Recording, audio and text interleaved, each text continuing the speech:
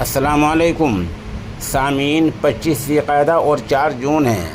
خبر کا عنوان ہے دلت مزدور کے منہ پر پیشاب کر دیا گیا۔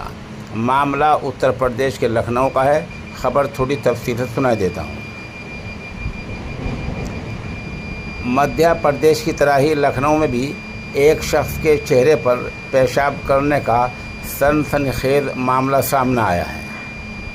اطلاع کے مطابق دوبگہ تھانہ علاقے کے چندیا کھیڑا کے پاس متاثر مزدور راج کمار راوت اپنے خاندان کے ساتھ رہتا ہے اور پاس میں ہی مزدوری کر کے اپنے خاندان کی پرورش کرتا ہے۔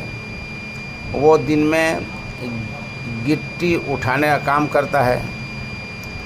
حادثے کے دن متاثر کھانا کھا کر دوپہر میں سو رہا تھا۔